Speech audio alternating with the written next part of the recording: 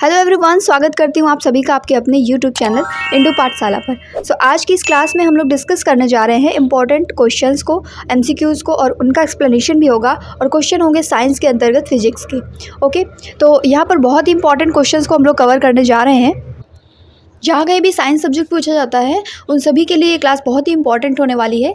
इस क्लास की पीडीएफ के लिए आप हमारे कॉन्टैक्ट नंबर पर कॉन्टैक्ट कर सकते हैं, यहाँ से आपको पीडीएफ प्रोवाइड कर दी जाएगी। आइए बिना देरी किए हुए अपनी क्लास को स्टार्ट करते हैं हम लोग। So our first question is the energy possessed by a body by the virtue of its motion is called। Motion की वजह से जो एनर्जी होती है उसे हम लोग क्या कहते हैं? Kinetic energy. The energy possessed by a body by the virtue of its position is called। Position की वजह से पोटेंशियल एनर्जी होती है और मोशन की वजह से काइनेटिक एनर्जी होती है। ऑप्शन नंबर बी हमारा करेक्ट हो जाएगा। Next, a projectile has both change in kinetic and potential energy. Still, the work done is calculated between any 2 points is 0. This is due to। कहा जा रहा है कि जो प्रोजेक्टाइल मोशन होती है उसमें काइनेटिक एनर्जी भी होती है और पोटेंशियल एनर्जी भी होती है, बट वर्क डन जो कैलकुलेट किया जाता है वो दोनों पॉइंट के बीच में किसी भी 2 पॉइंट के बीच में 0 होता है। ये किस वजह से होता है? देखिए, जब प्रोजेक्टाइल मोशन होती है, कोई भी चीज़ ऐसे फेंकी जाती है तो यहाँ से काइनेटिक एनर्जी को गेन करता है, बट धीरे धीरे काइनेटिक एनर्जी कम हो जाती है और इस पॉइंट पे पीक पॉइंट पे पहुंच के काइनेटिक एनर्जी 0 हो जाती है। यहाँ पर पोटेंशियल एनर्जी रहती है और फिर धीरे धीरे करके काइनेटिक एनर्जी जनरेट होती है। तो ये होता है interconversion of the kinetic and potential energies. इसकी वजह से किन्हीं भी 2 पॉइंट्स के बीच में जो वर्क डन कैलकुलेट किया जाता है वो 0 आता है। Next, the total energy of a system moving under the action of conservative force changes by 50 joule. Which of the following statements are correct with regards to the amount of work done. देखिए, amount of जो work done होता है ना, वो जितनी energy होती है system की उसी के इक्वल होता है। तो यहाँ पर जो 50 जूल है वो अमाउंट ऑफ वर्क डन की इक्वल हो जाएगा, यानी कि ऑप्शन नंबर ए हमारा करेक्ट आंसर हो जाएगा। Then next, the change in the total energy of a body moving because of work being done on it is attributed by the change in kinetic energy only when। देखिए, ये केवल तभी होता है जब ये मूव करे on an equipotential surface. Okay, तो ऑप्शन नंबर सी यहाँ पर हमारा करेक्ट हो जाएगा। नेक्स्ट क्वेश्चन, कहा जा रहा है कि वर्क कैसी क्वांटिटी है? Scalar quantity, vector quantity, foreign quantity या फिर मैग्नीट्यूड लेस क्वांटिटी। तो देखिए, जो वर्क होता है वो हमारे स्केलर क्वांटिटी होता है। जो हमारी स्केलर क्वांटिटी होती है उसमें सिर्फ मैग्नीट्यूड होता है, डायरेक्शन नहीं होती है। जबकि बात करें अगर हम लोग वेक्टर क्वांटिटी की, तो यहाँ पर मैग्नीट्यूड के साथ साथ डायरेक्शन भी होती है, तो उसे हम लोग वेक्टर क्वांटिटी कहते हैं। तो जो हमारा वर्क होता है वो स्केलर क्वांटिटी है, जैसे कि फोर्स हो गया, ये एक वेक्टर क्वांटिटी होती है क्योंकि फोर्स किसी न किसी डायरेक्शन में लग रहा होता है। अब यहाँ पर हमारा एक न्यूमेरिकल है, force of 40 newton acts on a body of mass 5 kg। What is the amount of work done if the total displacement is 2 metre and in the direction of the force applied. तो यहाँ पर कहा जा रहा है कि आपको force दिया गया है 40 न्यूटन का, इसी के साथ साथ मास दिया गया है और आपकी डिस्प्लेसमेंट जो है वो दी गई है 2 मीटर। आपसे कहा जा रहा है कि वर्क डन कैलकुलेट करिए। तो वर्क डन का हम लोग जानते हैं फॉर्मूला F/d होता है, और यहाँ पर अगर हम लोग मल्टीप्लाई कर देंगे तो 40 × 2 करेंगे, ये हमारा आ जाएगा 80 जूल। तो ऑप्शन नंबर ए हमारा करेक्ट हो जाएगा। यहाँ पर जो मास दिया गया था इसका कोई भी रोल नहीं है, मास पर डिपेंड नहीं करेगा। तो वर्क डन जो होगा हमारा F/d होता है, तो डायरेक्ट हमारा 80 जूल आ जाएगा। Then next, work being scalar quantity sometimes has negative and positive sign. What does the sign suggest. ये जो साइन होता है वर्क डन में, कभी कभी जो है ये स्केलर क्वांटिटी है, कभी कभी पॉजिटिव आता है, कभी कभी निगेटिव आता है। तो यहाँ पर ये जो साइन होता है वो क्या इंडिकेट करता है? ये रिलेटिव डायरेक्शंस को इंडिकेट करता है फोर्स की और डिस्प्लेसमेंट की। Okay, the next question, a force of 40 newton acts on a body of mass 5 kg which is initially at rest. What is the amount of work done in the first 10 seconds. देखिए, इस numerical को लगाने के लिए हमें क्या find out करना है? यहाँ पर हमें वर्क डन फाइंड आउट करना है। उसके लिए हमें डिस्प्लेसमेंट चाहिए और फोर्स चाहिए। फोर्स हमें दिया गया है, पर डिस्प्लेसमेंट निकालने के लिए हमें इक्वेशन ऑफ मोशंस का यूज़ करना पड़ेगा। सेकेंड इक्वेशन ऑफ मोशन क्या है? S = ut + ½ at²। यहाँ पर आपको टर्मिनोलॉजी बता देते हैं, ये डिस्प्लेसमेंट है, ये आपका इनिशियल वेलोसिटी है, और इसके बाद में टाइम हो जाएगा और ए एक्सीलरेशन हो जाएगा। इनिशियली एट रेस्ट है, यानी कि यू हम 0 कर सकते हैं, तो S = 0 + ½ ए की वैल्यू हम कैसे फाइंड आउट करेंगे, ए को हम अलग फाइंड आउट कर लेते हैं। ए निकालने के लिए हमारे पास फोर्स है और मास है। हम जानते हैं कि F is equal to ma होता है। यहाँ से अगर हम ए फाइंड आउट करेंगे तो ए इज इक्वल टू हो जाएगा F अपॉन m। F की वैल्यू आपकी 40 दी गई है, m यानी कि मास आपका 5 है, ये आ जाएगा 8। तो हम लोग ए की वैल्यू 8 पुट कर सकते हैं यहाँ पर। तो half into 8 into T square यानी कि 10 का स्क्वायर 100 हो जाएगा। तो यहाँ से ये हो जाएगा आपका 400। एस की वैल्यू यानी कि डिस्प्लेसमेंट जो हमारा आया है ये 400 आ चुका है। अब डिस्प्लेसमेंट के बाद हमें क्या चाहिए होगा, यहाँ पर वर्क डन निकालने के लिए हमें फोर्स को डिस्प्लेसमेंट से मल्टीप्लाई करना होता है। फोर्स हमारा दिया गया है 40 न्यूटन, डिस्प्लेसमेंट हमने फाइंड आउट की है 400, ये आपका आ जाएगा 16,000। ओके, तो 16,000 हम लोग देख लेते हैं, 16,000 जूल, ये हमारा ऑप्शन नंबर ए करेक्ट है। आई होप आपको समझ में आ गया होगा। आगे बढ़ते हैं। What is the correct expression for work. Work के लिए करेक्ट एक्सप्रेशन क्या होता है, अभी हम लोग करते ही आए हैं, force into change in displacement. Okay, तो यहाँ पर ऑप्शन नंबर ए हमारा करेक्ट हो जाएगा। The next, how many ergs are there in 1 joule. इसको ध्यान में रखिएगा, याद कर लीजिएगा अच्छे से। 10⁻7 अर्ग होते हैं 1 जूल में। Next, in which category do potential and kinetic energy fall. ये देखिए, ये मैकेनिकल एनर्जी है एक तरीके की। तो मैकेनिकल एनर्जी में potential and kinetic energy fall होती हैं। Next, according to work energy theorem, total change in energy is equal to the total work done. जो टोटल वर्क डन होता है वो टोटल चेंज ऑफ एनर्जी के equal होता है according to work energy theorem. Next, the total energy change of the body which covers the vertical height is constituted completely by the potential energy change only when देखिए, जब कोई भी body जो है वो वर्टिकल हाइट को cover कर रही है और कम्प्लीटली पोटेंशियल एनर्जी को कॉन्स्टिट्यूट करती है, तो पोटेंशियल एनर्जी कॉन्स्टिट्यूट करने के लिए ऑब्जेक्ट का स्लोली मूव करना ज़रूरी है, क्योंकि अगर फास्ट मूव करेगा, क्विकली मूव करेगा, तो उसमें काइनेटिक एनर्जी एग्जिस्ट करने लगेगी। उसमें पोटेंशियल एनर्जी को मेंटेन रखने के लिए इसका स्लोली मूव करना ज़रूरी है। Next, a body having 7 kg mass moves with a velocity 20 meter per second, covers a vertical height of 8.75 meter. What is the work done by the moving force in joules? Joule में आपको work done find out करना है। इस तरीके में work done जो होता है वो पोटेंशियल एनर्जी के इक्वल ही होता है, और ये इसका फार्मूला होता है mgh। तो डायरेक्ट हम लोग वैल्यू रखेंगे, तो m यानी कि मास जो कि हमारा 7 है, और g की वैल्यू आपको दी गई है 10 मीटर पर सेकेंड, हाइट आपकी है 8.75 मीटर। तो इसको अगर कैलकुलेट करेंगे हम लोग तो यहाँ पर आ जाने वाला है 7 5 या 5 35, और ये हो जाएगा आपका 2 और 1, और ये हो जाएगा 6। ओके, पॉइंट यहाँ पर हम लोग लगाएंगे। तो 612.5 जूल हमारा टोटल वर्क डन यहाँ पर आ जाएगा। ऑप्शन नंबर ए मैच हो रहा है, तो ऑप्शन नंबर ए करेक्ट हो जाएगा। आगे बढ़ेंगे। A body moving with a constant velocity on a normal ground initially has an energy of 1000 joule. If the final energy is 800 joule, what is the work done and which force causes this work? देखिए, body जो है वो move कर रही है constant velocity से normal ground पर। तो ग्राउंड पर जब कोई भी बॉडी मूव करती है तो वहाँ पर फ्रिक्शन लगता है। तो हमें ये पता चला कि जो फोर्स है वो एक तरीके का फ्रिक्शनल फोर्स है, बट जो हमें वर्क डन निकालना है वो हमारा निकलेगा इनिशियल एनर्जी और फाइनल एनर्जी है। तो फाइनल एनर्जी में हम लोग इनिशियल एनर्जी को माइनस कर देंगे यहाँ पर, तो ये आ जाएगा -200 जूल। और -200 जूल कैसा होगा, फ्रिक्शनल फोर्स होगा। फ्रिक्शनल एनर्जी यहाँ पर लग रही है, तो ऑप्शन नंबर बी हमारा करेक्ट हो जाएगा। Next, work done by a force on the body is the example of mechanical work. ये मैकेनिकल वर्क का एग्जाम्पल है। The next, the work done on a body of mass 5 kg is 70 joule. What is the magnitude of a force applied if the total displacement it covered is 7 meter? Okay, आपको displacement दिया गया है और आपको work done भी दिया गया है, आपसे force पूछा जा रहा है। तो हम लोग जानते हैं force is equal to होता है वर्क अपॉन डिस्प्लेसमेंट। तो वर्क डन जो आपको दिया गया 70 जूल, और ये जो आपका डिस्प्लेसमेंट है इसको रखेंगे तो यहाँ पर हमारा 10 न्यूटन का फोर्स आ जाएगा। तो ऑप्शन नंबर ए हमारा करेक्ट हो जाएगा।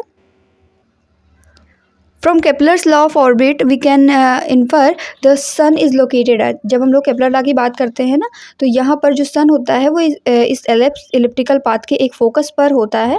तो यहाँ पर ऑप्शन हो जाएगा हमारा eight 1 of the Foci. The next, Kepler's law of planetary motion replaced circular orbit with circular orbit जो होता है वो elliptical orbit होता है, हमें मालूम है. Next, what does the Kepler's law of period relate, ये time period and semi major axis से रिलेटेड का होता है, तो ऑप्शन नंबर सी हमारा यहाँ पर करेक्ट हो जाएगा. Next, what is the constant of proportionality in Kepler's law of period known as, Kepler's law में जो कांस्टेंट ऑफ प्रोपोर्शनलिटी है वो क्या होता है, तो देखिए केपलर्स लॉ में कोई भी कांस्टेंट ऑफ प्रोपोर्शनलिटी नहीं होता है. जो इसका थर्ड वाला होता है इसमें T square directly proportional to A cube होता है, इसमें कोई भी प्रोपोर्शनलिटी कांस्टेंट ऐड नहीं करते हैं, तो यहाँ पर ऑप्शन नंबर सी हो जाएगा, there is no constant of proportionality. Next, which scientist introduce the universal law of gravitation, देखिए यूनिवर्सल लॉ ऑफ ग्रेविटेशन दिया था किसने, आइजक न्यूटन ने, सर आइजक न्यूटन ने यूनिवर्सल लॉ ऑफ ग्रेविटेशन को दिया था. आगे बढ़ते हैं हम लोग. The value of acceleration due to the gravity of earth at its equator is less than that of pole due to, जो ग्रेविटी होती है अर्थ की वो इक्वेटर के बजाय पोल पे ज़्यादा होती है. इसका रीजन क्या है, इसका रीजन है सेप और रोटेशन, अर्थ का रोटेशन और सेप, इसकी वजह से क्या होता है कि ग्रेविटी जो है वो पोल्स पे ज़्यादा होती है और इक्वेटर पे कम होती है. Next, gravitational forces, gravitational force जो है वो लॉन्ग रेंज फोर्स है, इवन अर्थ का ग्रेविटेशन काफ़ी दूर से काम करता है, तो ये जो ग्रेविटेशन फोर्स होता है ये एक तरीके का लॉन्ग रेंज फोर्स है. What is the force of gravity experienced by an object at the centre of earth, earth के सेंटर पर जो ग्रेविटी है वो कितनी होती है, तो देखिए जीरो ग्रेविटी होती है. Next, which one of the following units can be use to measure matter, matter को मेज़र करने के लिए कौन सी यूनिट इनमें से यूज़ की जा सकती है, kilogram, Newton, second and mile. Second देखिए टाइम के लिए हो जाएगा, न्यूटन फोर्स के लिए हो जाएगा, माइल डिस्प्लेसमेंट के लिए हो जाएगा, बट किसी मैटर को मेज़र करने के लिए हम लोग किलोग्राम का यूज़ करेंगे, तो ऑप्शन नंबर ए हमारा करेक्ट हो जाएगा.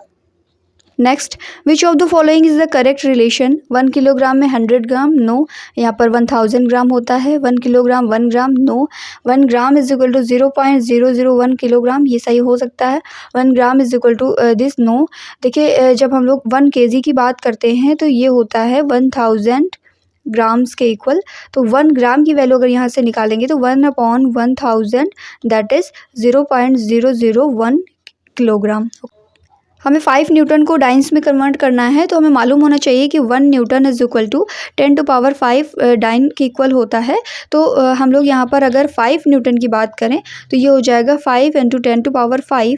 हम लोग देख सकते हैं कि 50 किस में है, पहले ही ऑप्शन में है, ऑप्शन नंबर ए हमारा करेक्ट हो जाएगा. What does volt meter measure, volt meter क्या मेज़र करता है, वोल्टेज को मेजर करता है, और एमीटर जो होता है करंट के लिए है.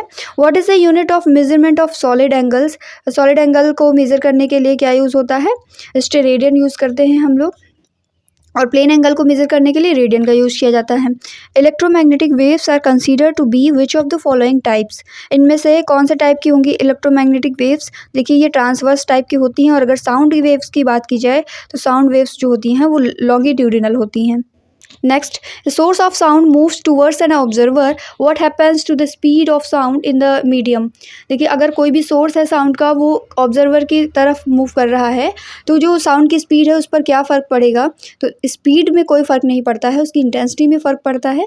अगर कोई भी ऑब्जर्वर है और कोई भी साउंड का सोर्स है, ये साउंड का सोर्स अगर नज़दीक आता है इसके, तो इसकी स्पीड में कोई भी फ़र्क नहीं पड़ेगा, इंटेंसिटी में फ़र्क पड़ेगा, आवाज़ धीमी या तेज़ सुनाई देगी, तो यहाँ पर रिमेन्स द सेम आंसर हो जाएगा.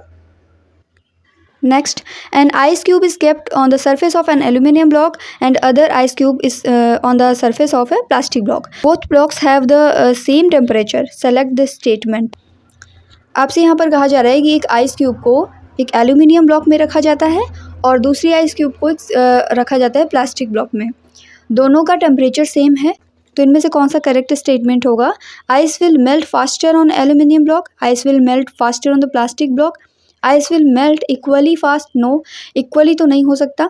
Ice will not melt on the plastic ball, ऐसा नहीं हो सकता कि प्लास्टिक ब्लॉक में वो मेल्ट ही नहीं करेगी, मेल्ट करेगी, बट किस में फास्टर होगा. ध्यान दीजिएगा जो प्लास्टिक होती है वो एक तरीके का इंसुलेटर होता है, एनर्जी को कंजर्व करके रखता है, तो एनर्जी कंजर्व होकर के रहेगी तो उसमें जल्दी से मेल्ट नहीं होगा, तो किस में फास्टर मेल्ट होगा, एल्यूमिनियम ब्लॉक में, यानी ice will melt faster on the aluminium block, option number A हमारा करेक्ट हो जाएगा.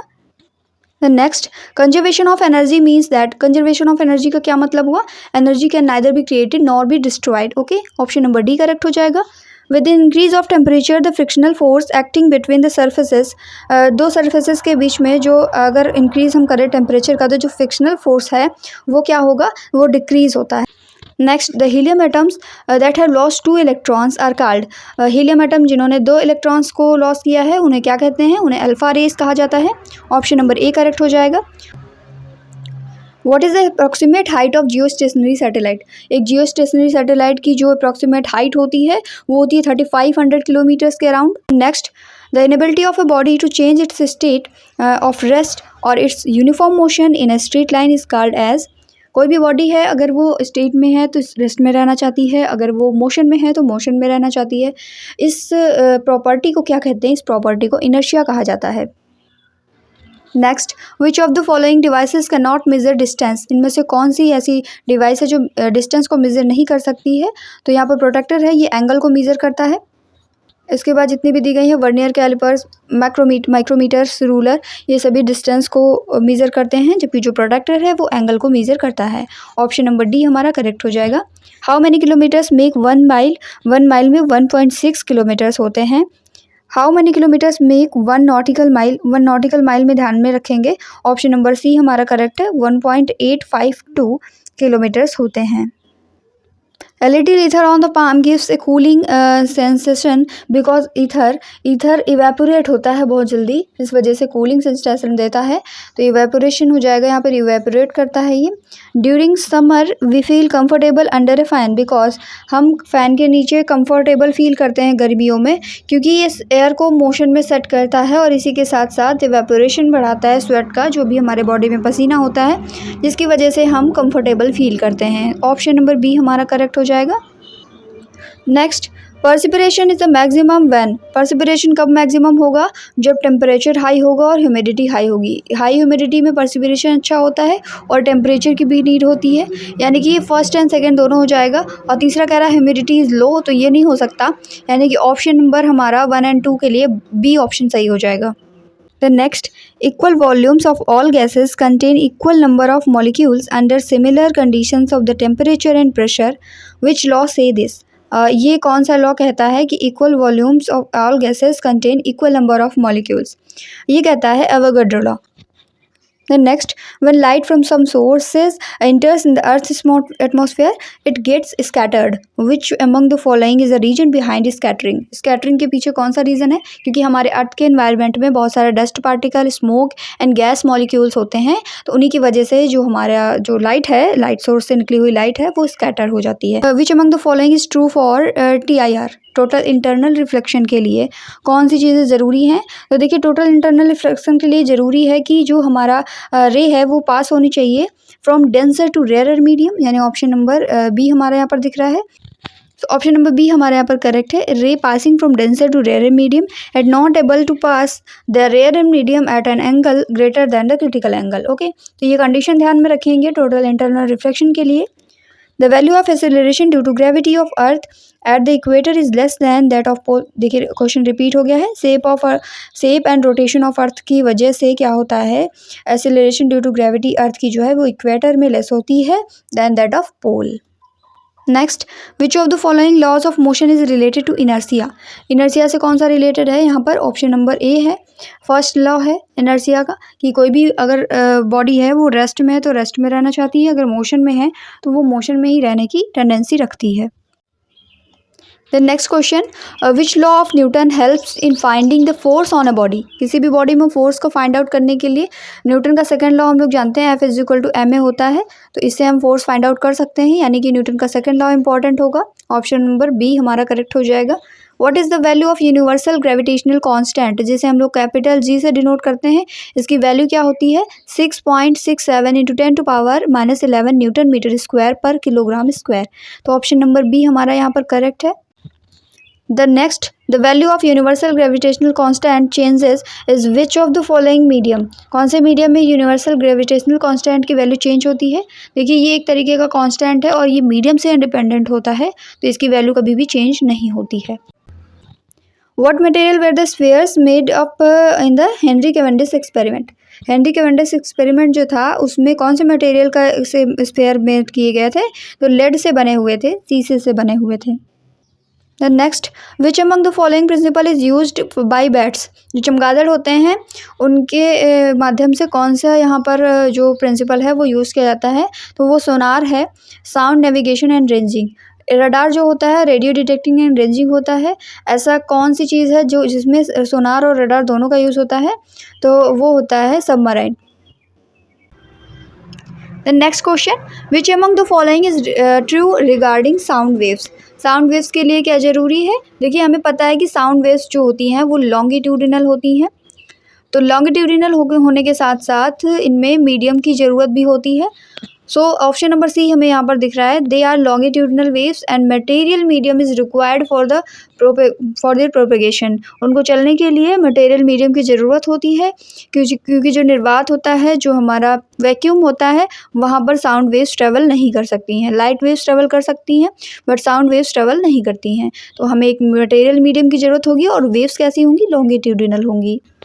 The next, the ideal fluid which is hypothetical fluid should contain, उसमें क्या होना चाहिए, जीरो विस्कोसिटी होनी चाहिए और जीरो कंप्रेसिबिलिटी होनी चाहिए। ऐसे फ्लूइड को हम लोग आइडियल फ्लूइड कहते हैं।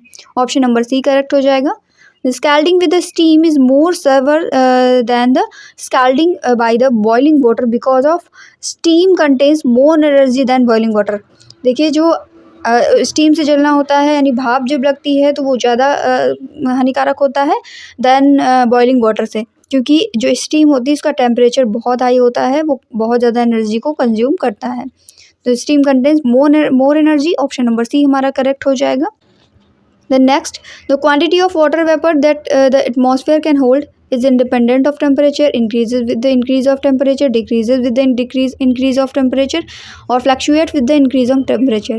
जैसे जैसे हम लोग इंक्रीज़ करते हैं ना टेम्परेचर को, तो वाटर वेपर की क्वांटिटी भी बढ़ती है, तो increases with the increase of temperature. The next, the hygrometer is an instrument to measure. Hygrometer जो होता है वो रिलेटिव ह्यूमिडिटी को मेज़र करने के लिए यूज किया जाता है। The next, the gravitational force with which the sun attracts the earth. Options दिए गए हैं आपको, is less than the force with which earth attracts sun, नहीं ये नहीं हो सकता। Is the same as the force with which earth attracts the sun, हाँ ये हो सकता है क्योंकि सेम फोर्स से दोनों अट्रैक्ट करते हैं। Is more than the force, नहीं। Varies with the distance between them, हाँ डिस्टेंस मैटर करती है, तो उनके बीच की डिस्टेंस के अकॉर्डिंग ही वेरी करता है। तो यहाँ पर हमारा स्टेटमेंट नंबर 2 और स्टेटमेंट नंबर 4 करेक्ट है, यानी कि ऑप्शन नंबर बी करेक्ट हो जाएगा। Next, the acceleration due to gravity on the surface of earth is, जो एसिलरेशन होता है ग्रेविटी की वजह से अर्थ की सरफेस पर, वो हमारा क्या होता है, लेस होता है टुवर्ड्स इक्वेटर एंड ग्रेटर होता है टुवर्ड्स पोल। इस कॉन्सेप्ट को हम लोग प्रीवियस क्वेश्चन में भी कर चुके हैं, तो यहाँ पर हमारा ऑप्शन नंबर बी करेक्ट हो जाएगा। The next, the comparison with the electrostatic force between two electrons, the electrostatic force between two protons is, electrostatic force का अगर हम कंपैरिजन करते हैं दो प्रोटॉन और दो इलेक्ट्रॉन्स के बीच में, तो वो सेम रहता है। The direction of the angular velocity vector is along, जो एंगुलर वेलोसिटी वेक्टर की डायरेक्शन होती है वो होती है उसकी एक्सिस ऑफ रोटेशन के अलोंग, तो ऑप्शन नंबर डी हमारा करेक्ट हो जाएगा। The next, which of the following variables is a thermodynamic state variable? Work, heat, internal energy या फिर नन ऑफ दीज। इनमें से जो इंटरनल एनर्जी होती है ना, वो एक थर्मोडायनेमिकल स्टेट वेरिएबल है। When steam is converted into water, internal energy into the system क्या होती है, कोई भी जब स्टीम को कन्वर्ट किया जाता है वाटर में, तो जो उसकी इंटरनल एनर्जी है सिस्टम की, वो क्या होती है, वो डिक्रीज हो जाती है।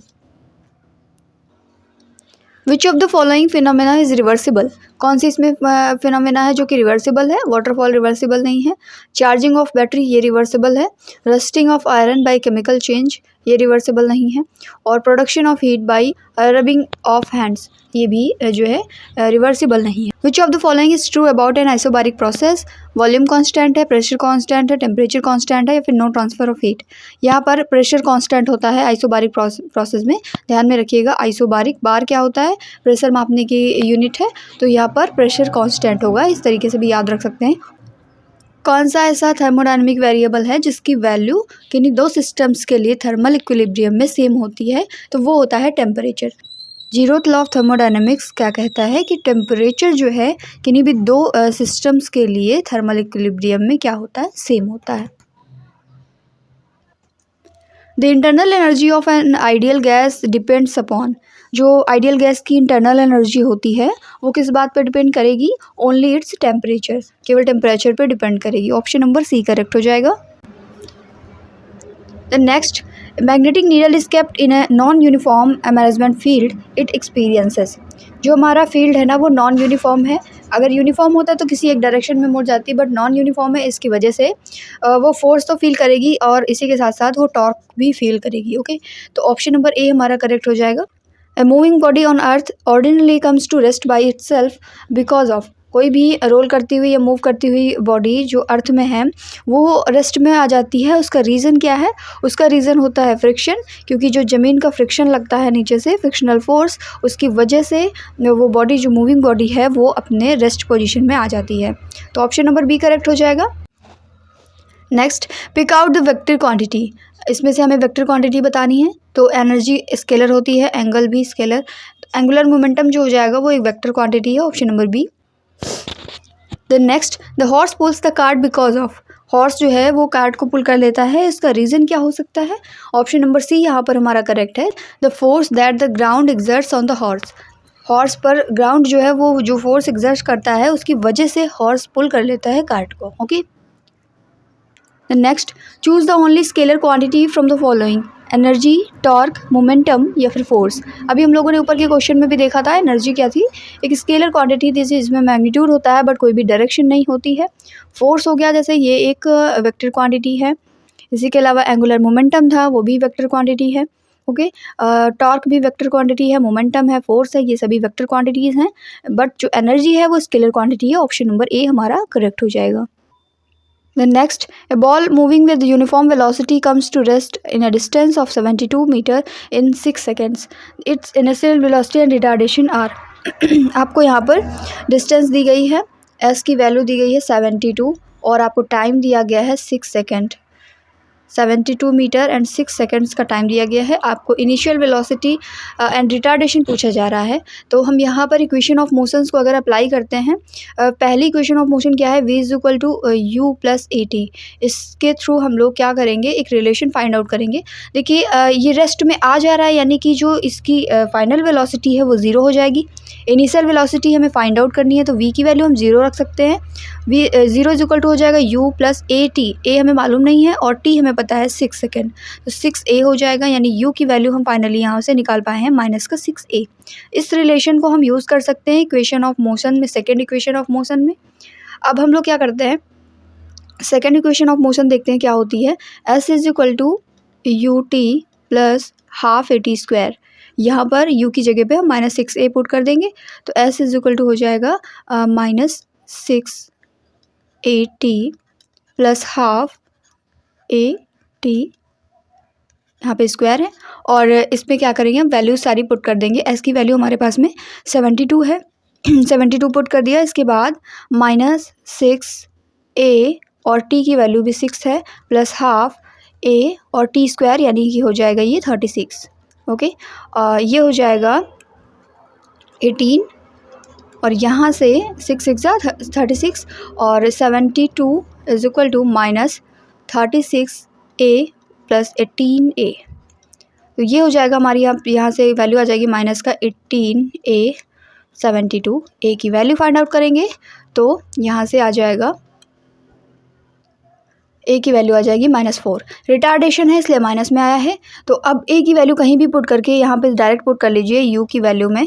u is equal to minus का 6a, यानी कि ये हो जाएगा 6 4 ज़ा 24, तो ये 24 आ जाएगा पॉजिटिव में। तो हमारी जो इनिशियल वेलोसिटी थी वो 24 है। देखते हैं ऑप्शन नंबर सी में भी है, डी में भी है, बट जो हमारा एक्सेलरेशन यानी रिटार्डेशन है वो माइनस का 4 है, तो retardation 4 metre per second square हो जाएगा और साथ में हमारी इनिशियल वेलोसिटी जो है वो 24 मीटर पर सेकेंड हो जाएगी। एक बार फिर से देख लेते हैं कि इस क्वेश्चन को कैसे किया गया है।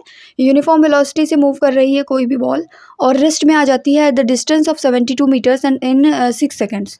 टाइम आपको दिया गया है और डिस्टेंस दी गई है, आपको initial initial velocity and retardation find out करना है। तो हम लोग क्या करेंगे, फर्स्ट इक्वेशन ऑफ मोशन लगाते हैं यहाँ पर v equal to U plus A T.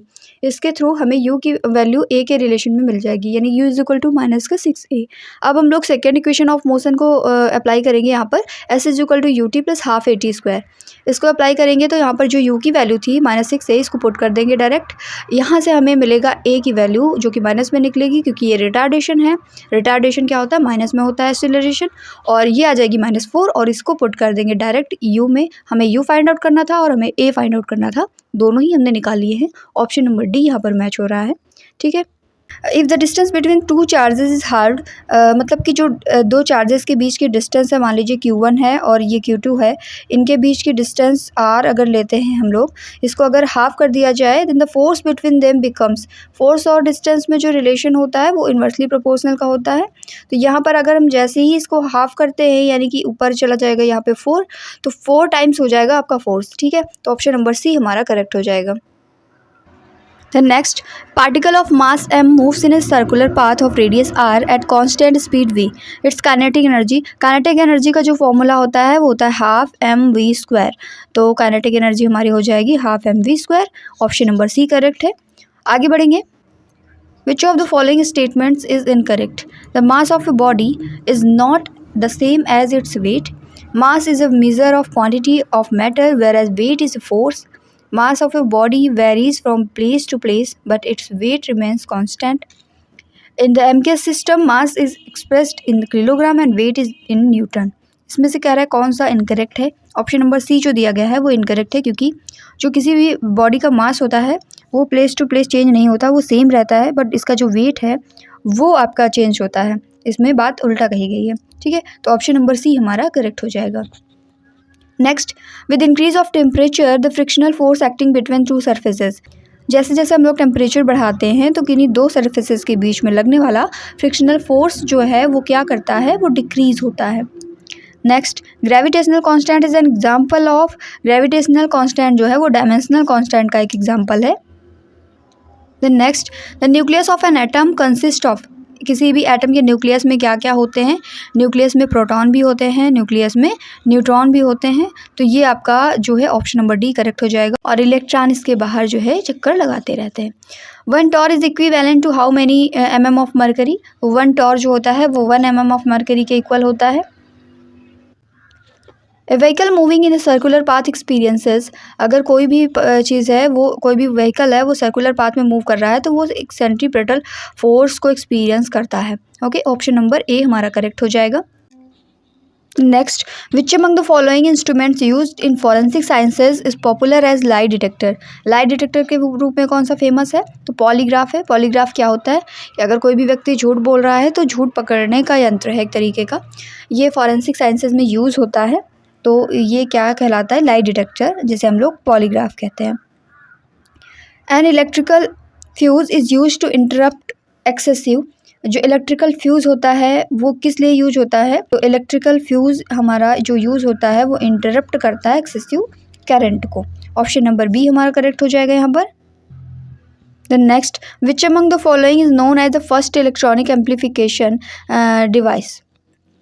यहाँ पर जो जितने भी ऑप्शंस दिए गए हैं इनमें से फर्स्ट इलेक्ट्रॉनिक एम्प्लीफिकेशन डिवाइस कौन सी है, तो इनमें से ट्रायोड वैक्यूम ट्यूब जो है वो फर्स्ट इलेक्ट्रॉनिक एम्प्लीफिकेशन डिवाइसेस हैं। इसके बाद विच among the following temperature scale is based on absolute zero. Absolute zero पर केल्विन बेस्ड होता है। Edwin Howard Armstrong was an inventor of which of the following technologies, television, compact dishes, FM radio या फिर broadband. इनमें से जो FM radio है इसको इन्वेंट किया था एडविन हॉवर्ड आर्मस्ट्रॉन्ग ने। Newton metres per second is represented as follows. Newton metre per second को हम लोग वाट कहते हैं, तो ऑप्शन नंबर सी हमारा करेक्ट हो जाएगा। विच among the following statement is correct about fluorescence. Fluorescence के मामले में इनमें से कौन सा करेक्ट स्टेटमेंट है, देखिए हाई एनर्जी प्रोटॉन चाहिए होता है, हाई एनर्जी प्रोटॉन एब्जॉर्ब होता है और इसी के साथ साथ इलेक्ट्रॉन एमिट होते हैं। जब किसी भी हम फ्लोरोसेंस की सिचुएशन की बात करते हैं तो वहाँ पर जो फोटॉन है वो हाई एनर्जी के होते हैं जो कि गेन होते हैं, और यहाँ से जो एग्जिट होते हैं वो क्या होते हैं, एमिट होते हैं, वो इलेक्ट्रॉन्स होते हैं। ओके, तो ऑप्शन नंबर सी हमारा करेक्ट हो जाएगा। देन नेक्स्ट यहाँ पर हमारा एक न्यूमेरिकल है, थोड़ा ध्यान से इसको देखिएगा। How far away from the surface of earth does the acceleration due to gravity becomes half of its value at the surface of earth. कितनी दूर पर, अर्थ की सरफेस से कितनी दूर पर जो एक्सीलरेशन ड्यू टू ग्रेविटी यानी जी की वैल्यू है वो हाफ हो जाती है अर्थ की सरफेस से।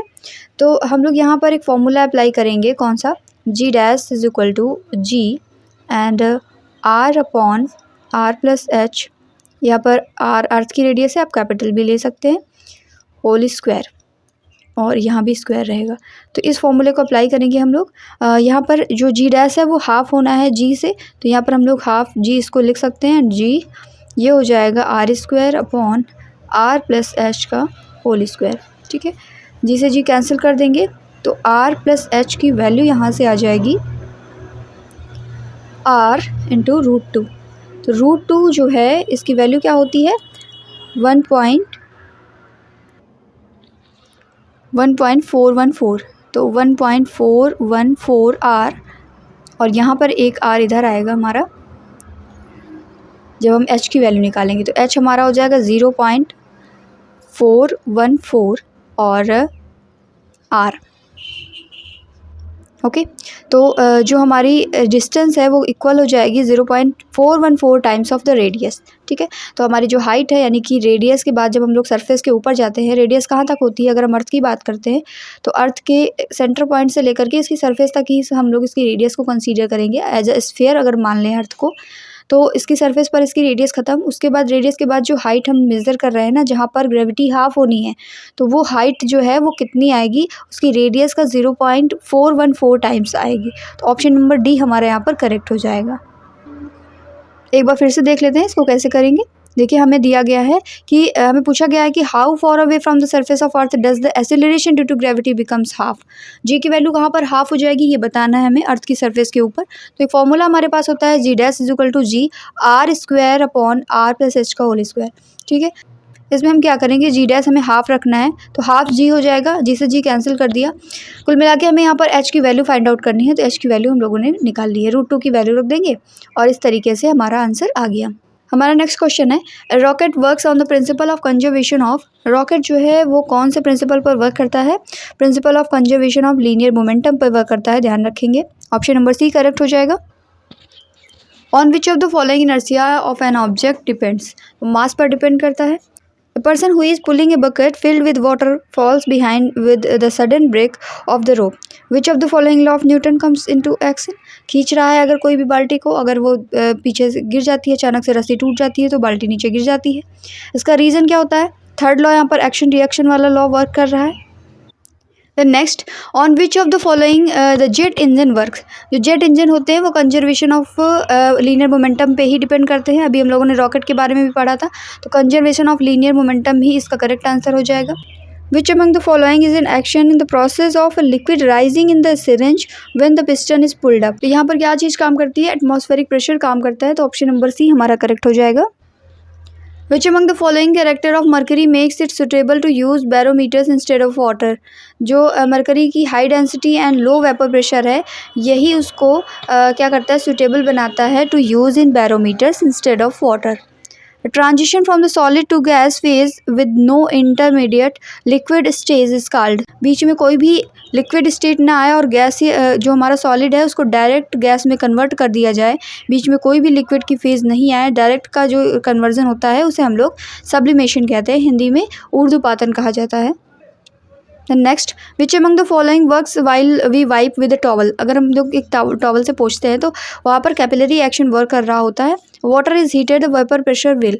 अगर वाटर को गर्म किया जाता है तो वहाँ पर वेपर प्रेशर क्या होगा, इंक्रीज हो जाएगा। Next, when two mercury drops are brought into contact they form a single bigger drop to get which of the following. देखिए, जब हम लोग दो मर्करी की बूंदों को पास पास में लाते हैं तो वो क्या करती हैं, एक सिंगल बड़ी ड्रॉप बनाने का ट्राई करती हैं। तो ये जो है, ये इनमें से कौन सी प्रॉपर्टी है, ये इसकी minimum size, minimum surface area को बनाने की प्रॉपर्टी है। यानी कि लिक्विड की टेंडेंसी होती है कि वो मिनिमम सरफेस एरिया को गेन करे। अगर ये दोनों ड्रॉप्स अलग अलग हैं तो इनका सरफेस एरिया जब कैलकुलेट करेंगे तो ज़्यादा आएगा, बट अगर ये दोनों मिलके एक ड्रॉप बना लेती है, सिंगल ड्रॉप, तो यहाँ पर सरफेस एरिया इनका कम हो जाता है। इस वजह से यहाँ पर क्या ऑप्शन हो जाएगा हमारा, ऑप्शन नंबर बी हो जाएगा। Then next, the speed of sound is maximum in which of the following. Sound की स्पीड जो है वो किस में मैक्सिमम हो सकती है?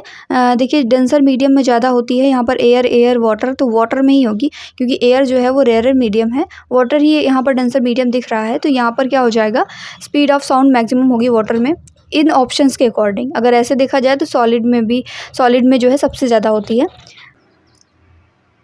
The next, steam at 100 degree centigrade causes more severe burns. अगर कोई भी भाप है वो 100 डिग्री सेंटीग्रेड पर है तो वो ज़्यादा बर्न करती है। Which of the following phenomena will you use to explain this. इस चीज़ को एक्सप्लेन करने के लिए आप कौन सा फिनोमिना यूज़ करेंगे? देखिए लेटेंट हीट होती है उसमें, जिसको गुप्त ऊष्मा कहा जाता है हिंदी में। तो लेटेंट हीट की वजह से क्या होता है, स्टीम जो होता है ज़्यादा सेवर बर्न करता है। ओके, ऑप्शन नंबर बी हमारा करेक्ट हो जाएगा। Next, which of the following waves can be use to measure the speed of approaching car. किसी भी कार की जो स्पीड है उसको मेज़र करने के लिए रेडियो वेव्स यूज़ की जाती हैं। The next, at high altitudes it is difficult to cook eggs और vegetables properly because of. High altitude वाली जगहों पर एग्स को और वेजिटेबल्स को पकाना थोड़ा सा मुश्किल होता है, वो प्रॉपरली नहीं पक पाते हैं। उसका रीज़न क्या है? उसका रीज़न है low boiling point of water and low atmospheric pressure at that place. Option number B हमारा करेक्ट हो जाएगा। The next, water has maximum density at. पानी की जो मैक्सिमम घनत्व होता है, मैक्सिमम डेंसिटी होती है, वो 4 डिग्री सेंटीग्रेड पर होती है। इसको ध्यान में रखेंगे, नॉट 0। कन्फ्यूज़न आपको यहाँ पर हो सकती है, बट 4 डिग्री सेंटीग्रेड पर वाटर की मैक्सिमम डेंसिटी होती है। सो ऑप्शन नंबर सी हमारा करेक्ट हो जाएगा। सो आज की क्लास हमारी यहीं पर एंड होती है। कई सारे क्वेश्चंस को हम लोगों ने कवर किया। आई होप कि आपको सभी समझ में आए होंगे। इसके बाद हमारी नेक्स्ट क्लास होगी जिसमें इसी के रिमेनिंग क्वेश्चंस को कवर किया जाएगा, तो उस क्लास को भी कवर करिएगा।